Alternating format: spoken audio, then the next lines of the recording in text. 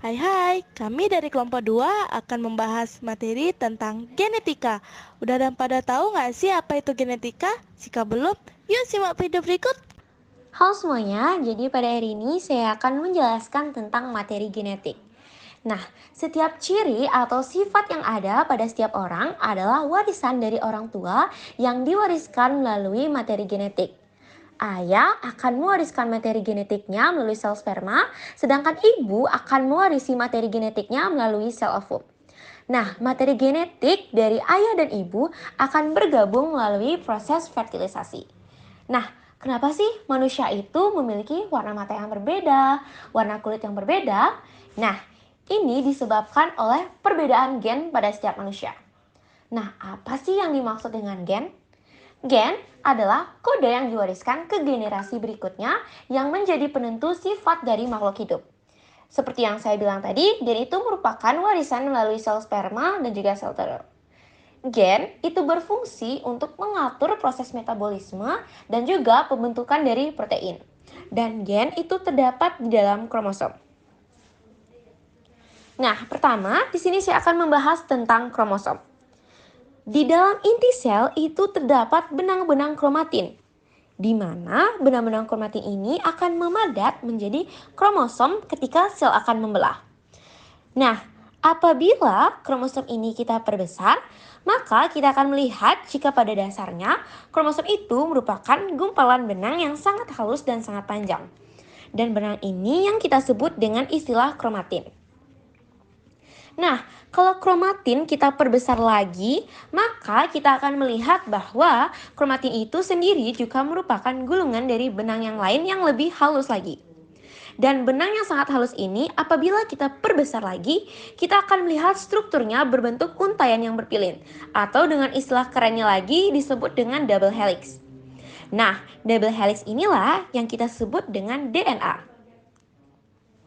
Dan DNA inilah yang akan membawa DNA melilit pada sebuah molekul yang kita sebut dengan istilah histon. Jadi, apa sih itu kromosom? Kromosom adalah struktur pembawa materi genetik yang terdiri dari rangkaian rantai DNA yang sangat panjang dan protein-protein yang mengikat DNA tersebut. Nah, kemudian apa sih yang dimaksud dengan DNA? DNA adalah molekul yang berbentuk double helix yang membawa kode genetik sifat-sifat dari makhluk hidup. Nah, di sini saya sudah memiliki struktur dari DNA, yang dimana struktur DNA terdiri dari nukleotida-nukleotida yang saling berkaitan. Nah, kalian pasti bertanya, apa sih itu nukleotida? Nah, ini adalah nukleotida yaitu yang berwarna merah, biru, dan juga hijau. Nah, untuk yang berwarna merah, ini disebut dengan istilah gugus fosfat. Atau, ini dimaksud dengan gugus fosfat. Lalu untuk yang berwarna biru, ini kita sebut dengan gula pentosa. Dan jenis lainnya yaitu ada gula deoksiribosa. Lalu untuk yang berwarna hijau, itu adalah basa nitrogen. Yang dimana basa nitrogen itu dibagi lagi menjadi dua jenis, yaitu basa purin dan juga basa primidin. Nah, masing-masing basa ini dibagi lagi menjadi beberapa jenis, yaitu ada adenin, guanin, yang dari basa primidin ada timin dan sitosin. Nah, basa inilah yang kita lambangkan dengan A, yaitu adenin, C, sitosin, T, timin, dan juga G, guanin. Lalu apa sih fungsi dari DNA? Nah, fungsi dari DNA ini adalah sebagai pembawa informasi genetik dan mengendalikan sintesis dari protein. Nah, selanjutnya ini adalah gambar dari struktur dari RNA. Nah, mirip seperti DNA, tetapi RNA tidak berbentuk untaian ganda. Dia hanya berbentuk untaian tunggal yang juga terdiri dari nukleotida, dan nukleotida juga memiliki 3 komponen utama, yaitu ada gugus fosfat, yang kedua ada gula pentosa.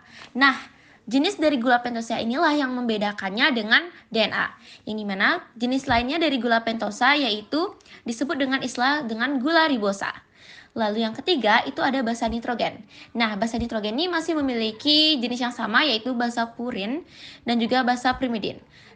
Nah, hanya saja yang membedakannya itu dari jenis basa primidin yaitu ada urasil dan juga sitosin. Nah, masih sama seperti DNA. A itu dinamakan dengan adenin. Adenin itu yang berwarna putih, yang berwarna kuning yaitu guanin, yang berwarna pink itu ada sitosin, dan yang berwarna ungu ini adalah urasil. Jadi saya akan menjelaskan mengenai hukum pewarisan Mendel. Nah, apa sih hukum pewarisan Mendel itu? Nah, jadi hukum pewarisan Mendel itu sendiri adalah pembelajaran yang menganalisis tentang pewarisan sifat pada organisme yang dijabarkan oleh Gregor Johann Mendel atau Bapak Mendel kita. Nah, lalu hukum Mendel itu sendiri terbagi menjadi dua, yaitu hukum Mendel 1 dan hukum Mendel 2. Namun, sebelum itu, ada beberapa komponen yang harus diketahui sebelum masuk ke dalam hukum Mendel 1 dan hukum Mendel 2, seperti genotip, apa itu fenotip, apa itu parental, apa itu filial. Penjelasannya sudah saya sertakan di sini. Nanti selagi kita membahas tentang hukum Mendel 1 dan hukum Mendel 2, saya juga akan menjelaskan fungsi-fungsi mereka. Oke, jadi yang pertama adalah hukum Mendel 1, yang dimana Mendel melakukan percobaan yang memiliki sifat berbeda itu hanya satu, atau dinamakan dengan monohibrid. Nah, di dalam hukum 1 Mendel ini, dia itu terdapat dua bagian lainnya, yaitu yang pertama adalah monohibrid dominan penuh, dan yang kedua adalah monohibrid intermediate. Untuk monohibrid dominan penuh, dia adalah persilangan yang terjadi jika keturunannya mempunyai sifat yang sama dengan salah satu induknya. Jadi saya akan memberikan contoh untuk hukum Mendel 1 di bagian monohibrid dominan penuh. Yang saya ambil adalah biji ercis. Nah, biji ercis ini saya mengambil di bagian bulat dan juga keriput. Dengan genotipnya itu U besar, dan U kecil. Nah, jadi pada saat persilangan mereka ini, mereka akan menghasilkan biji bulat dengan genotip U besar, U kecil. Nah, di sini adalah bagian P1, parental 1, dan di sini adalah bagian F1, filia 1. Nah, jadi langkah yang selanjutnya akan kita lakukan adalah menyilangkan filial 1 ini dengan dirinya sendiri. Jadi, kita di sini akan menulis bulat U besar, U kecil, dan bulat U besar, U kecil. Nah, jadi gimana caranya? Nah, jadi kita harus menulisnya ini kan satu nih. Kita menulisnya ke bawah, U besar, U kecil. Dan kita akan tulis ini lagi, U besar, U kecil. Nah, jika sudah seperti ini, kita akan nyilangin dengan cara ini. U besar ke U besar akan menghasilkan U besar, U besar. U besar, U kecil akan menghasilkan U besar, U kecil. Sama juga di bagian sini, ini di bawah ke atas, menghasilkan U besar dan U kecil, karena dominan itu harus ditulis lebih dulu dan bukan yang kecil. Dan yang terakhir, U kecil dengan U kecil adalah U kecil, U kecil.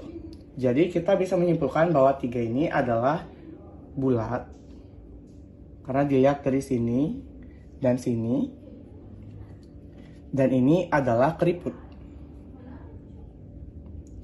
Jadi dapat disimpulkan bahwa genotipnya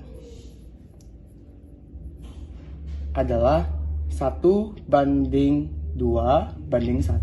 Ini adalah U besar, ini adalah U besar, U kecil, ini adalah U kecil.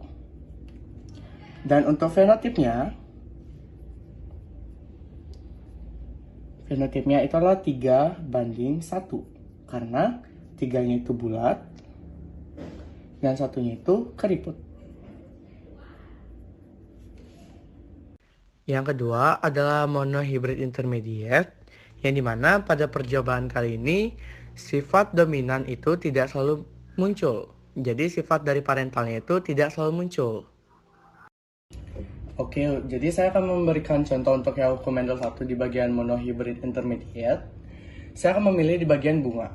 Saya akan memilih warna putih dan merah. Dengan genotipnya itu B besar, dengan B kecil. Jadi saat disilangkan, mereka akan menghasilkan bunga berwarna pink. Dengan genotipnya itu B besar, B kecil. Nah, jadi seperti biasa, ini dia itu P1-nya, ini dia F1-nya, dan kita akan mengawinkan dia dengan F1-nya juga. Jadi di sini kita tulis pink, ini pink, B besar, B kecil, B besar, B kecil. Nah, seperti penyelesaiannya sama seperti sebelumnya, kita akan tulis di sini B besar, B kecil, B besar, B kecil. B besar dengan B besar menghasilkan B besar, B besar. Dan seterusnya. Kecil, lalu kecil, dan B kecil, B kecil. Nah, jadi di sini kita lihat dua ini dengan genotip B besar, B kecil ini, dia pasti pink dengan menurut F1-nya. Dan untuk B besar ini, dia akan mengikut dengan putih.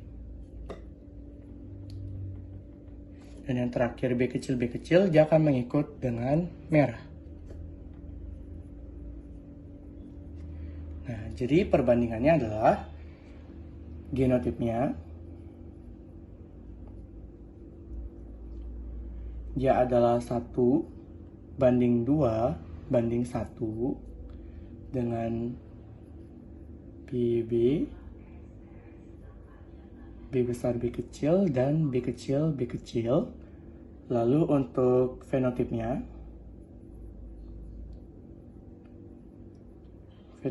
fenotipnya itu adalah sama, 1:2:1. Karena kali ini dia itu ada muncul sifat baru, yaitu pink. Tidak seperti monohibrid yang sebelumnya. Jadi dia itu 1 putih, 2 pink, dan 1 merah. Nah, yang kedua adalah hukum Mendel 2 atau hukum 2 Mendel. Nah, jadi tidak seperti hukum Mendel 1, dia itu hanya memiliki satu jenis saja, yaitu persilangan dihibrid.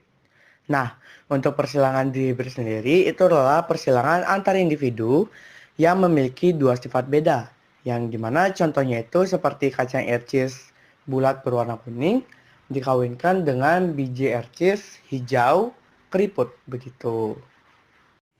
Jadi di sini saya akan menjelaskan contoh mengenai hukum Mendel 2, yaitu di bagian persilangan dihibrid. Saya akan menggunakan contoh yaitu kacang air cheese. Kacang air cheese.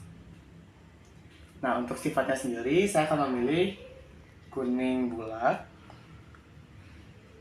kuning dan bulat, dan lalu hijau dan keriput. Nah, jadi untuk genotipnya sendiri, untuk kuning bulatnya itu B besar, dan K besar, Untuk hijaunya adalah B kecil, dan K kecil. Nah, jadi di bagian unik dari hukum Mendel 2 ini, kita mulai menggunakan yang namanya gamet. Jadi, bagaimana sih cara menggunakan gamet ini? Oke, saya beri contoh yaitu B besar, K besar. Jadi cara mencari gamet itu adalah kita mengalihkan dengan satu sama lain, yaitu ini ke sini, ini ke sini. Nah, jadi karena B besar, K besar itu dikalikan apapun akan menjadi B besar, K besar, lalu B besar, K besar, B besar, K besar, B besar, K besar. Karena hasilnya itu sama semua, jadi kita coret dan menyisakan satu, yaitu B besar, K besar. Sebaliknya, jika misalnya itu adalah B besar, B kecil, lalu K besar, K kecil, dia itu akan berbeda hasilnya. Jadi dia itu ada dihitung ke sini dan ke sini, lalu ke sini dan ke sini. Jadi dia itu ada B besar, K besar, lalu B besar, K kecil, lalu ada B kecil, K besar, dan B kecil, K kecil. Begitu. Jadi, untuk persoalan ini, maka B besar dan K besar menjadi B besar, K besar. Sama juga di sini, B kecil, K kecil, jadi B kecil, K kecil. Jadi, Untuk hasil dari persilangan berikut adalah kuning bulat,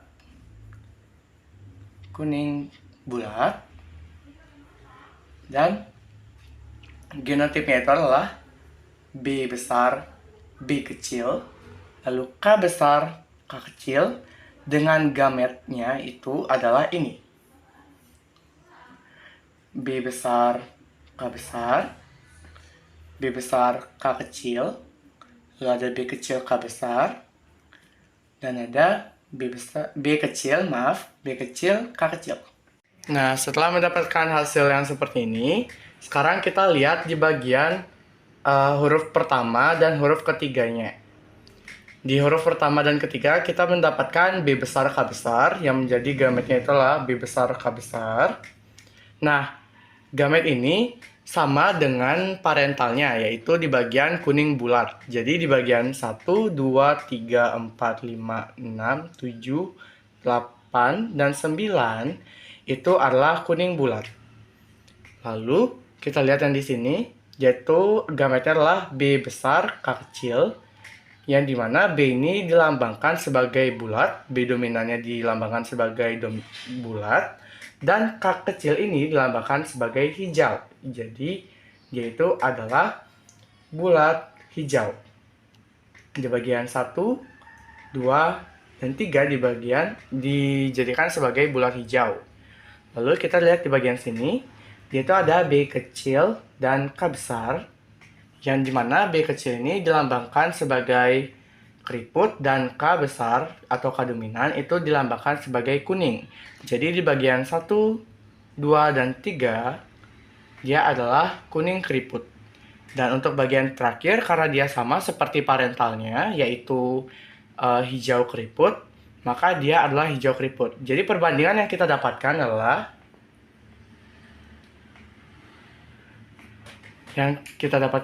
9 banding 3 banding 3 banding 1.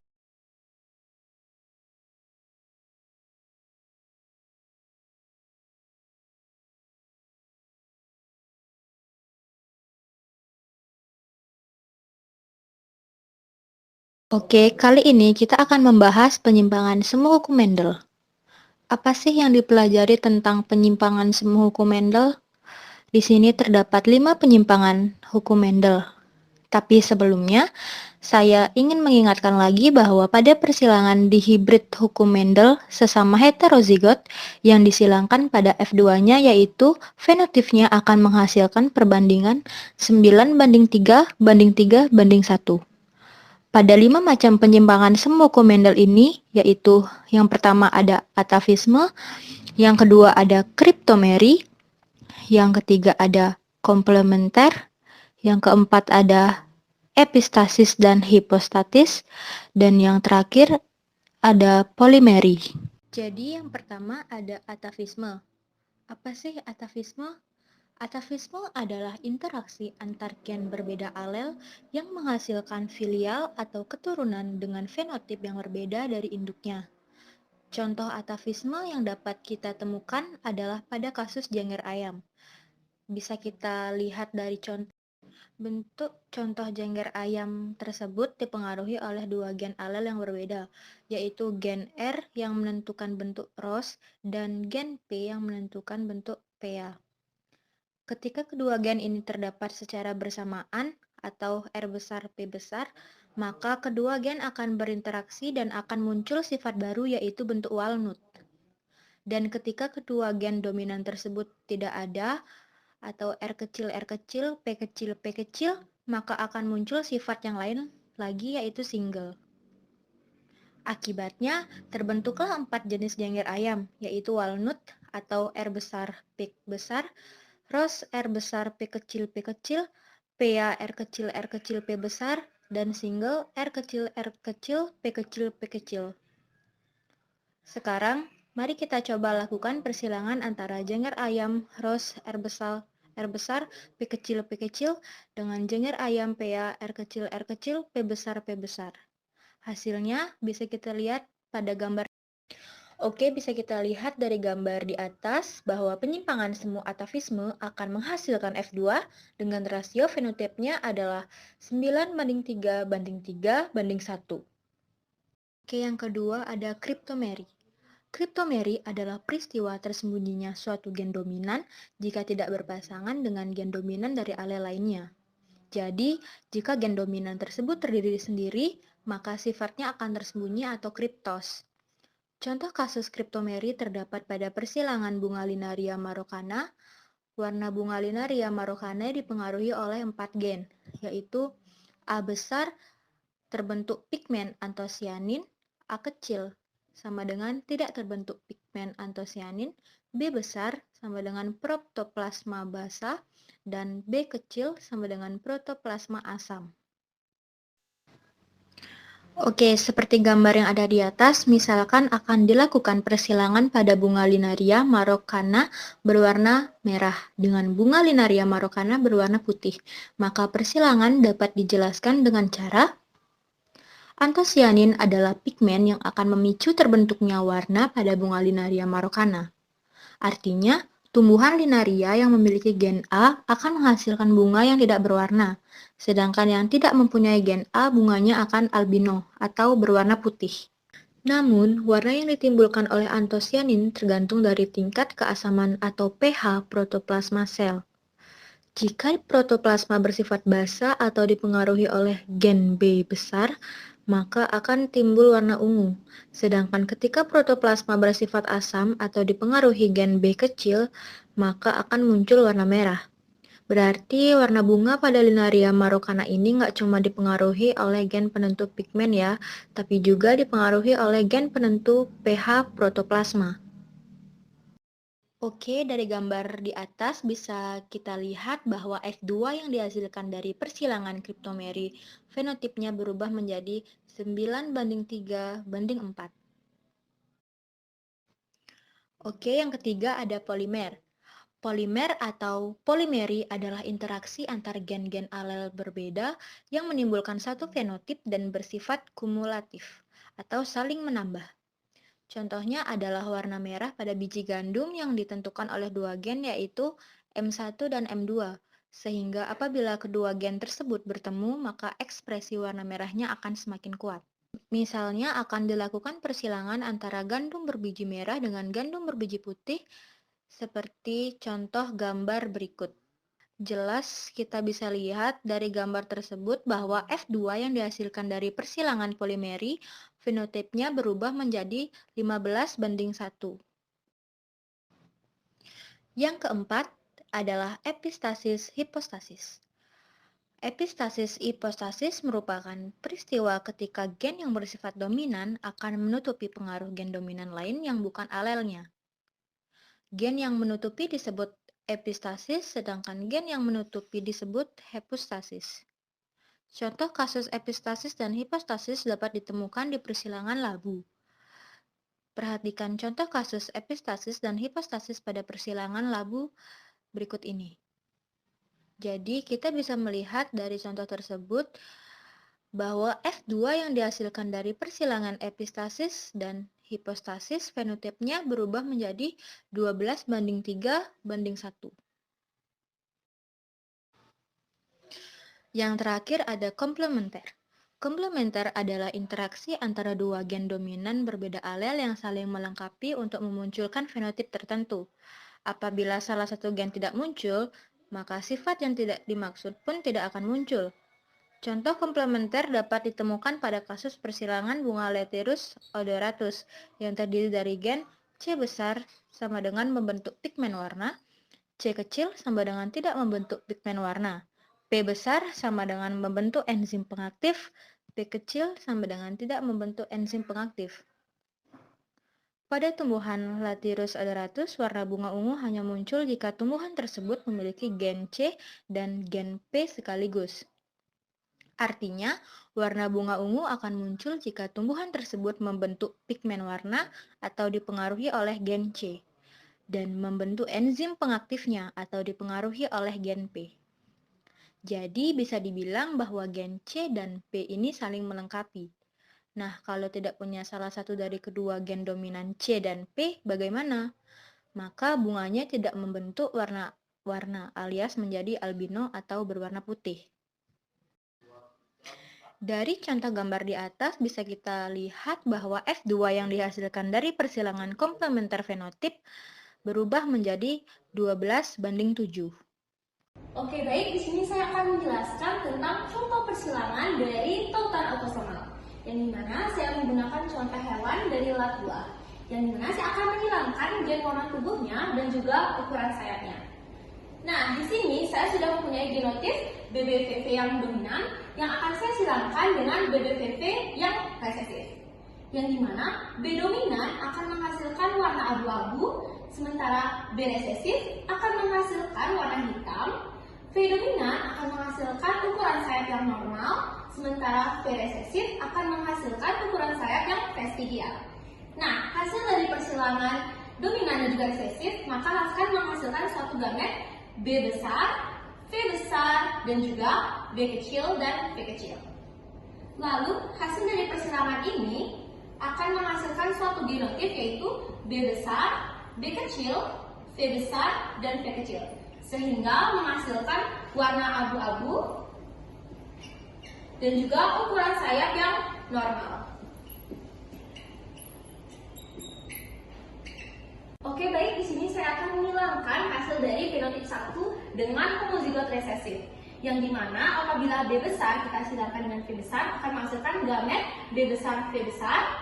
B besar kita silangkan ke V kecil maka akan menghasilkan B besar V kecil.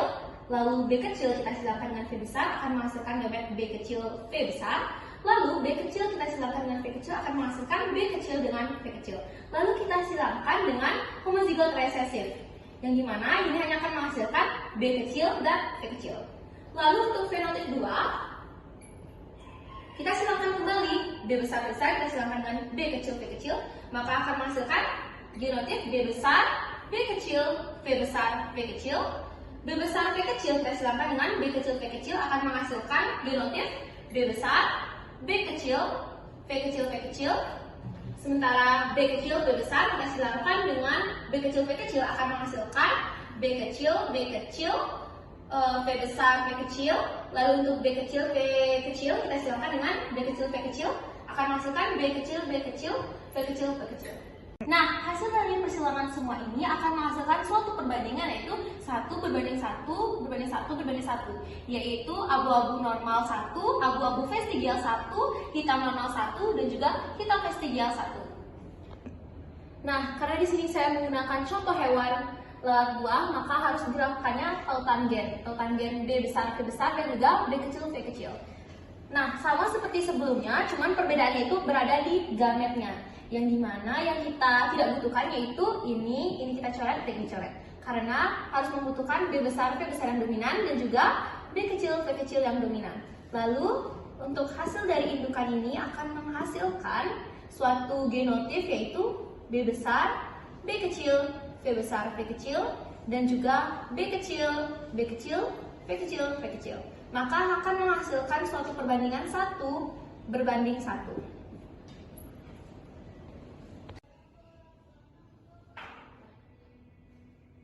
Oke, selanjutnya di sini saya akan menjelaskan contoh persilangan dari tautan seks. Yang dimana di sini saya masih menggunakan contoh hewan dari lalat buah, yaitu saya akan melakukan persilangan dengan warna mata lalat buah betina dan juga jantan. Nah, sedikit notes di sini untuk fenotip mata yang berwarna merah itu menghasilkan gen M yang dominan yang berarti normal. Lalu yang kedua ada fenotip mata yang berwarna putih yang berarti muatan, berarti dia tuh menggunakan gen M resesif.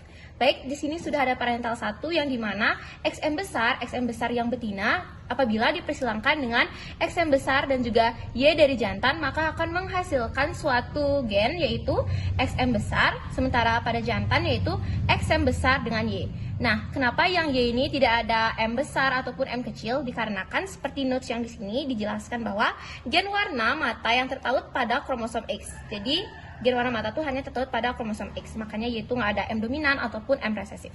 Baik, selanjutnya kita akan menyilangkan XM besar dengan XM besar, maka akan menghasilkan genotip XM besar dan XM besar. Selanjutnya yaitu X yang besar dengan Y, maka akan menghasilkan suatu genotif yaitu X yang besar dengan Y. Ini berarti menghasilkan suatu warna mata betina yang berwarna merah. Sementara X yang besar dan juga Y menghasilkan warna mata jantan yang berwarna merah.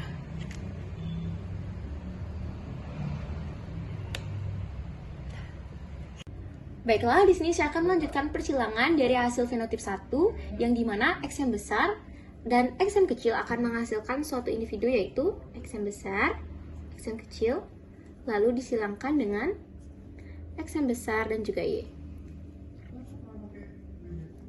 Nah, lalu kita silangkan masing-masing individu ini yaitu X yang besar dengan X yang besar akan menghasilkan suatu genotif yaitu X yang besar, X yang besar. X yang besar dengan Y yaitu X yang besar, Y. X yang kecil dengan X yang besar, X yang besar dengan X yang kecil, lalu X yang kecil dengan Y. Nah, ini akan menghasilkan warna mata yang berwarna merah. Lalu ini juga menghasilkan warna mata berwarna merah. Karena ini dominan, maka akan menghasilkan warna mata berwarna merah juga. Lalu, X yang kecil dan juga Y menghasilkan warna mata berwarna putih karena M-nya di sini yaitu resesif. Maka hasil dari semua ini adalah perbandingan 3 berbanding 1. Merahnya ada 3, putihnya ada 1. Pindah silang atau bisa kita bilang crossing over. Pindah silang ini terjadi pada saat pembelahan sel, tepatnya di pembelahan meiosis di meiosis pertama. Profase 1. Meiosis pertama, tepatnya di tahap namanya diploten. Pada pindah silang, merupakan suatu rekomendasi genetik yang terjadi pada makhluk hidup. Rekomendasi genetik ini sangat penting karena membuat keberagaman sifat pada makhluk hidup. Itulah kenapa seseorang itu bisa berbeda dengan yang lainnya, meskipun dia satu parental atau satu induk. Pindah silang merupakan pertukaran antara kromosom homolog, bisa dibilang pertukaran gen yang terjadi pada gen-gen yang memiliki jarak antar gen yaitu jauh. Justru, gen-gen yang terletak jauh bisa melakukan pindah silang dan gen-gen yang berdekatan tidak bisa melakukan pindah silang. Kromosom homolog adalah kromosom yang memiliki struktur, ukuran, dan komposisi gen yang sama. Kromosom homolog yang berwarna biru dan berwarna merah. Yang berwarna biru berasal dari ayah dan berwarna merah itu berasal dari ibu. Nah, di sini ada contoh soal, yaitu persilangan lalat hitam sayap pendek dengan abu-abu sayap panjang menghasilkan keturunan sebagai berikut. Yaitu hitam sayap pendek itu ada 20, yang kedua hitam sayap panjang itu ada 40, dan tiga ada abu-abu sayap pendek itu ada 50, dan abu-abu sayap panjang itu ada 10. Nah, tentukan nilai pindah silangnya. Penyelesaiannya itu nilai parentalnya itu jantan hitam pendek disilangkan dengan betina abu-abu panjang akan menghasilkan 4 keturunan, yaitu filialnya itu hitam pendek itu ada 20 karena di sini hitam pendek ada 20, hitam panjang itu ada 40 seperti di sini, dan abu-abu pendek ada 50 dan abu-abu panjang ada 10. Nah, sekarang kita akan membagi dan mengkalikan. Nah, kita akan mencari rekanya dulu yaitu rekombinan. Cara mencari rekombinan itu kita lihat parentalnya. Nah, hitam pendek itu di hitam pendek itu masuk ke KB itu adalah parental, dan hitam panjang itu rekombindan. Berarti RK karena dia disilangkan. Dan abu-abu pendek itu rekombindan juga karena disilangkan. Dan abu-abu panjang itu masuk ke KP yaitu parental. Nah, sekarang kita masuk ke rumusnya. RK, sini ada 2 RK, kita tambahin 50 tambah 40 itu hasilnya 90 per total Jadi ini total 20 tambah 40, 60, ditambah 50, 110, ditambah 10 itu 120, dikali 100% sama dengan 75%. Nah, sekian dari penyelesaian soal nilai pindah silang. Selanjutnya ada aleletal. Aleletal itu dapat menjadi penyebab kematian pada suatu gen-gen tertentu. Nah, aleletal sendiri itu terbagi menjadi dua, yaitu aleletal dominan dan aleletal resesif. Nah, jadi yang pertama itu ada aleletal dominan.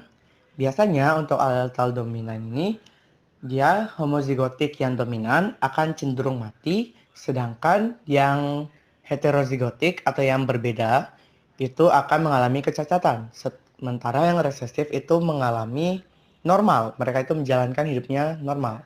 Seperti contohnya itu seperti ayam, yang jika dia homozigotiknya itu dominan, dia akan mati. Kalau misalnya dia itu heterozigot atau berbeda, dia akan mengalami kecacatan seperti berkaki pendek. Dan yang terakhir itu adalah yang resesif yang cenderung normal.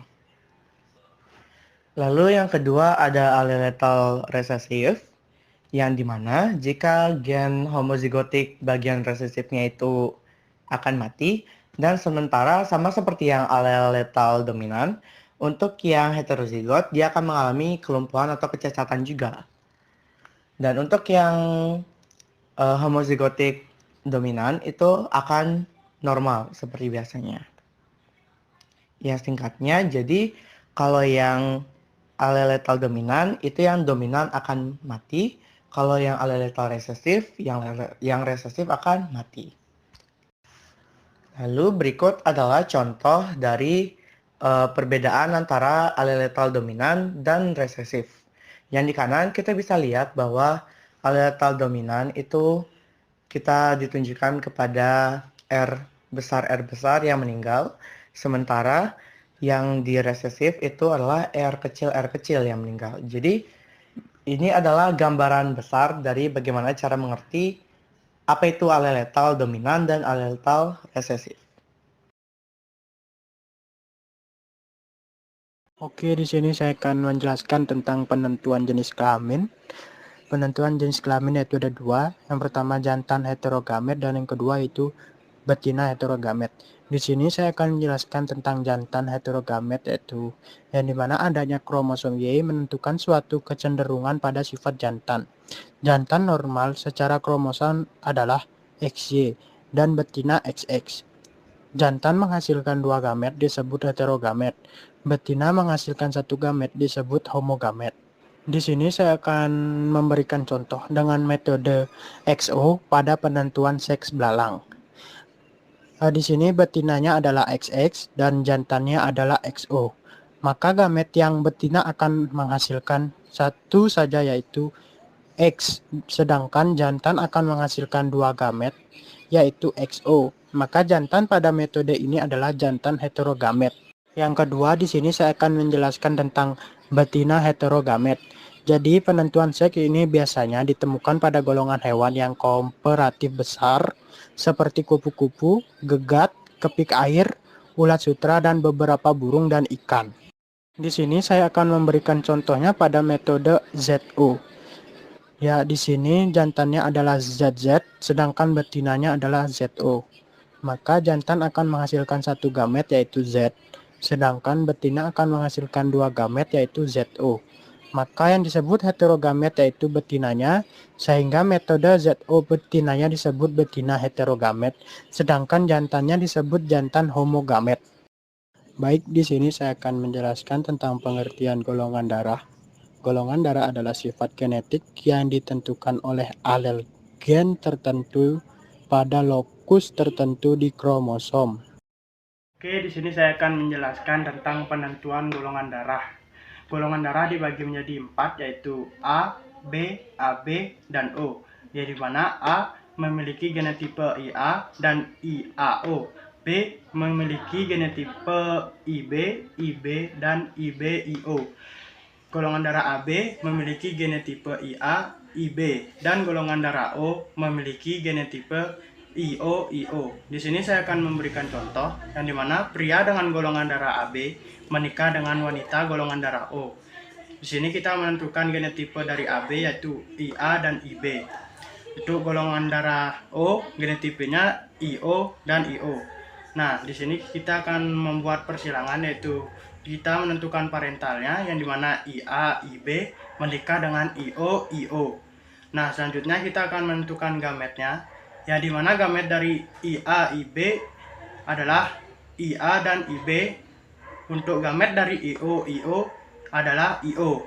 Nah, selanjutnya kita akan menentukan virialnya yang dimana IA bertemu dengan IO menjadi IA-IO yang memiliki fenotip golongan darah IA heterozigot. Yang selanjutnya itu IB bertemu dengan IO menjadi IB-IO yang memiliki fenotip golongan darah B heterozigot. Jadi golongan dari anaknya ialah 50% A dan 50% B.